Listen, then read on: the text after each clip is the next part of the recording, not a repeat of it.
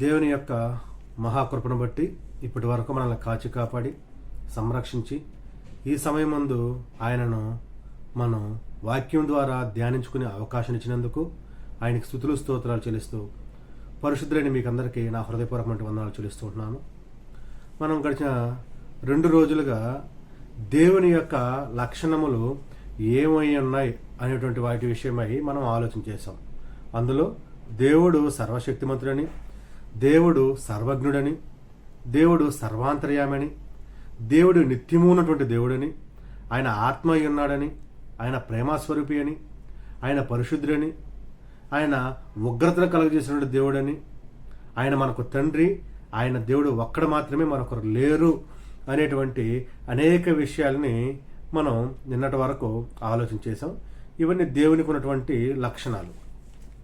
అందులో భాగంగానే దానికి కొనసాగింపుగా ఈ సమయం ముందు కొన్ని వాక్యాలు మనం చదువుకొని దేవునికి ఉన్నటువంటి లక్షణాలు, ఆ లక్షణాలకు తగినట్లుగా మనం ఏ రీతిగా నడుచుకోవాలి అనేటువంటి విషయాల్ని కొన్నింటిని మనం ఆలోచించేద్దాం పరిశుద్ధ గ్రంథం నుంచి.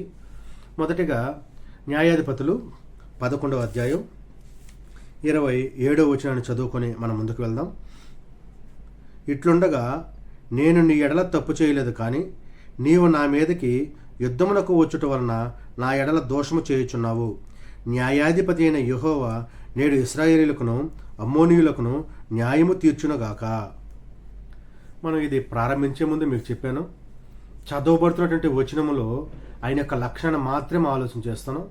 ఆ సందర్భం ఏంటి, ఎవరి కోసం రాశారు, ఎవరి వలన రాశారు, ఎందుకు రాశారు, ఎవరిని ఉద్దేశించి రాశారు అనేటువంటి విషయాన్ని మనం ఆలోచన చేయట్లేదు. మనం ఆలోచన చేసేది మన తండ్రి అయినటువంటి దేవుని యొక్క లక్షణాలని మనం తెలుసుకోబోతున్నాం. ఆయన యొక్క లక్షణాలు మనం తెలుసుకుంటే మనం కూడా అలాంటి లక్షణాలు పొందుకోవడానికి ఒక లోకంలో ప్రయాసపడుతూ మనల్ని మనం సరిదిద్దుకోవచ్చు. కాబట్టి ఆ దిశగా ఆలోచన చేస్తున్నటువంటి విషయాన్ని మీరందరూ మనసులో ఉంచుకోవాలని ప్రేమతో కోరుతున్నాను. చదవబడినటువంటి ఈ న్యాయాధిపతులు 11వ అధ్యాయం 27వ వచనంలో చూస్తే, యెహోవా న్యాయాధిపతి అయిన యెహోవా, మన తండ్రి అయినటువంటి దేవుని మరొక లక్షణం ఏంటంటే ఆయన న్యాయాధిపతి, ఆయన న్యాయమును తీర్చువాడు, ప్రతి ఒక్కరికి న్యాయము తీరుస్తాడు. అది ఎప్పుడు జరుగుతుందంటే ఆ తరువాత, ఇప్పుడు కాదు. ఆయన ఎప్పుడు తీర్పు తీరుస్తాడు అంటే తరువాత, ఇప్పుడు కాదు. ఆయనకి ఎందుకు ఆ పేరు వచ్చిందంటే ఆయన ప్రతి ఒక్కరికి సమానముగా న్యాయాన్ని తీర్చేటువంటి దేవుడు అయినాడు కాబట్టి ఆ పేరు వచ్చిందనేటువంటి విషయాన్ని మనం ఆలోచన చేయాలి. మరొక వచనాన్ని మనం చదువుకుందాం. ద్వితీయోపదేశకాండం 32వ అధ్యాయం 4వ వచనం చదువుకుందాం.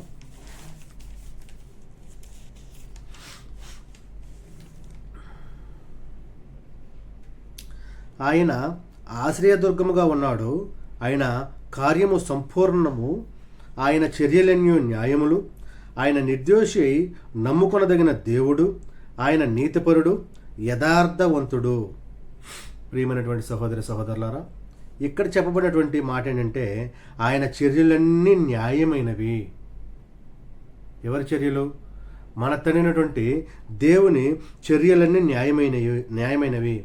ఆయన నిర్దోషి అయి నమ్ముకొనదగిన దేవుడు, ఆయన నీతిపరుడు, యథార్థవంతుడు. చదవబడినటువంటి అన్ని విషయాల్లో మనం చూస్తే ఆయన నిర్దోషి అయినటువంటి దేవుడు, నమ్ముకొనదగిన దేవుడు, ఆయన నీతిపరుడైనటువంటి దేవుడు, యథార్థవంతుడైనటువంటి దేవుడు. మన తండ్రి అయినటువంటి దేవుని లక్షణాలు ఈ యొక్క ద్వితీయోపదేశకాండం 32వ అధ్యాయం 4వ వచనంలో ఈ విధంగా వివరించబడింది. ఆయన చేసే ప్రతి పని న్యాయముగానే చేస్తాడు. ఇంతకుముందు కూడా మనం చూసుకున్నాం. ఆయన నిర్దోషి అయి మనం నమ్ముకొనదగినటువంటి దేవుడు, ఆయన నీతిపరుడైనటువంటి యథార్థవంతమైనటువంటి దేవుడు. ఆయన యథార్థముగా జీవించడము మనకు నేర్పించాడు. ఆయన యథార్థముగా ఉంటాడు కాబట్టి, ఆయన చర్యలన్నీ నీతి న్యాయము కలిగి ఉంటాయి కాబట్టి, ఆయన నీతిపరుడు కాబట్టి, ఆయన యందు ఏ దోషము లేదు కాబట్టి ఆయన యథార్థముగా జీవిస్తాడు. మనము కూడా యథార్థముగా జీవించాల్సినటువంటి వారమై ఉంటున్నాము. మరొక వచనాన్ని మనం చదువుకుందాం. పరిశుద్ధ గ్రంథం నుంచి ఆదికాండం 14వ అధ్యాయం 23వ వచనం చదువుతున్నాం చూడండి. అబ్రాము, నేనే అబ్రామును ధనవంతునిగా చేసితనని నీవు చెప్పకున్నట్లు ఒక నూలు పోగినను చెప్పుల వారైనను నీ వాటిలో ఏదైనా తీసుకొనని ఆకాశమునకును భూమికిని సృష్టికర్తయును సర్వోన్నతుడును దేవుడునైన యెహోవా ఎదుట నా చెయ్యెత్తి ప్రమాణం చేసి ఉన్నాను. ఈ చదవబడినటువంటి ఈ యొక్క వచనంలో మనం ఆలోచన చేస్తే ఆయన ఆకాశమునకు భూమికిని సృష్టికర్త. మన దేవుడు ఆకాశమును భూమిని సృష్టించినటువంటి సృష్టికర్త మరియు సర్వోన్నతుడునైనటువంటి దేవుడు. మనం ఈ విషయాల్ని ఆలోచన చేయాలి. ఎందుకంటే అనేక మందికి ఈ దినాల్లో భూమి ఆకాశాలను ఎవరు సృష్టించారు అనేటువంటి విషయం తెలియదు. సమస్త జీవరాశికి ఆధారం ఎవరు అని తెలియదు. అనేక మంది వారికి ఉన్నటువంటి ఆలోచనను బట్టి, ఎవరో చెప్పినటువంటి విషయాన్ని బట్టి ఆలోచన చేస్తుంటారు. అయితే ఇక్కడ పరిశుద్ధ గ్రంథంలో మనకు తెలియజేయబడేది ఏంటంటే, సృష్టికర్త ఆయనే, భూమిని ఆకాశాన్ని సృష్టించింది ఆయనే, ఆయన సర్వోన్నతుడు. ఇక్కడ అక్కడని కాదు, ప్రతి దగ్గర ఉండగలిగినటువంటి దేవుడు. సర్వ లోకాలు కావచ్చు, సర్వ భూమి కావచ్చు, ఆకాశం కావచ్చు, సమస్తములో ఎక్కడైనా కూడా ఉండగలిగినటువంటి దేవుడు మన దేవుడు. ఆ యొక్క సర్వోన్నతుడే సృష్టికర్త. కాబట్టి సృష్టికర్త ఒక్కడే అని మనం నమ్మాలి. అదే రీతిగా ఆయన సమస్తాన్ని సృష్టించాడని మనం ఆలోచన చేసి ఆయనందు భయము భక్తి కలిగి ఉండాలి. ఆయన సృష్టిలో మనం ఏమాత్రం ఈ యొక్క సృష్టిని ఆలోచన చేస్తే అందులో భూమి ఎంత, భూమిలో దేశం ఎంత, దేశములో రాష్ట్రం ఎంత, రాష్ట్రములో జిల్లా ఎంత, జిల్లాలో మన గ్రామం ఎంత, గ్రామంలో మనమెంత. కాబట్టి ఆయన సృష్టించినటువంటి దేవుడు సమస్తాన్ని కూడా లయపరచగలడు. మనం ఆయన ఎందుకు భయభక్తులు కలిగి ఆయన ఒక్కడే సృష్టికర్తని నమ్ముతూ మనము ముందుకు వెళ్లాల్సినటువంటి అవసరత ఎంతైనా ఉంది. మరొక వచనం చదువుకుందాం. ప్రియమైనటువంటి సహోదరి సహోదరులారా, తిమోతికి రాసినటువంటి మొదటి పత్రిక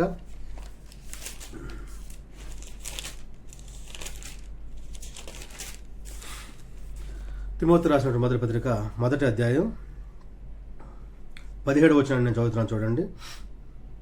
సకల యుగములలో రాజయుండి అక్షయుడును అదృశ్యుడునగు అద్వితీయ దేవునికి ఘనతయు మహిమయు యుగయుగములో కలుగునుగాక. ఆమేన్. సకల యుగాలలో ఆయనే రాజు. తరువాత ఆయన అక్షయుడు, క్షయమైపోయేటువంటి వ్యక్తి కాదు. ఆయన అదృశ్యుడు, నువ్వు చూడాలన్నా కూడా నువ్వు చూడలేవు. ఆయన అద్వితీయ దేవుడు. నా ప్రియమైనటువంటి సహోదరి సహోదరులారా, మన తండ్రి అయినటువంటి దేవుడు ఇలాంటి గొప్ప లక్షణాలను కలిగి ఉన్నాడు. మనం ఆలోచన చేస్తే అక్షయుడు, క్షయము కానటువంటి వాడు. ఇప్పుడే కాదు, ఎప్పుడు కూడా క్షయము కాడు. ఆయన ఉన్నవాడు, అనువాడు, ఆల్ఫా ఒమేగా, సమస్తము ఆయనే. కాబట్టి ఆయన సకల యుగాలలో రాజై ఉన్నాడు, అదృశ్యుడై ఉన్నాడు. మనము ఆయనను చూడాలని ఆశపడను కూడా కూడదు. ఎందుకంటే ఆయన చూడగలిగేటువంటి అంత స్థితి మనకు లేదు. చూసిన తట్టుకుని నిలబడగలిగేటువంటి ఆ యొక్క పరిస్థితి అస్సలు లేదు. మోషే గారు వెనక నుంచి చూస్తేనే ఆయన పరిస్థితి ఏమైందో మనకు తెలుసు. కాబట్టి అదృశ్యుడైనటువంటి దేవుణ్ణి నేను చూశానని ఎవరు చెప్పుకోకూడదు. ఎవ్వరూ దేవుణ్ణి చూడలేదు. ఆయన ఎవరికి కనిపించడు. గ్రంథము ద్వారా మనతో మాట్లాడతాడు, ప్రార్థన ద్వారా మనతో మాట్లాడతాడు, మన యొక్క ఆలోచనల ద్వారా మనతో మాట్లాడతాడు. ఆయన యొక్క గ్రంథాన్ని మన చేతికి ఇచ్చేశాడు. దానిని మనం ఫాలో అవుతూ ముందుకు వెళ్ళడమే తప్ప కొత్త దాన్ని సృష్టించాలని కానీ, లేని దాన్ని తీసుకొచ్చి పెట్టాలని కానీ, దీనికి వేరేది కలపాలని కానీ మనం ఎప్పుడు కూడా ఆలోచన చేయకూడదని మన తండ్రి అయినటువంటి దేవుడు ఈ దినాన మనం నేర్చుకున్నటువంటి పాఠంలో నుంచి ఆయన లక్షణాలు ఏమన్నాయంటే, ఆయన న్యాయాధిపతి అని, ఆయన యథార్థవంతుడని, ఆయన సర్వ సృష్టికర్త అని, సకల యుగాలలో ఆయన రాజు అని, ఆయన అదృశ్యుడు అని, ఆయన అక్షయుడు అని మనం తెలుసుకున్నాం. దేవుని యొక్క మహాకృపను బట్టి రేపటి దినాన మరికొన్ని విషయాల్ని మనం తెలుసుకొని తర్వాత ముందుకు వెళ్దాం. మీకు అందరికీ వందనాలు చెల్లిస్తూ ఉన్నాను.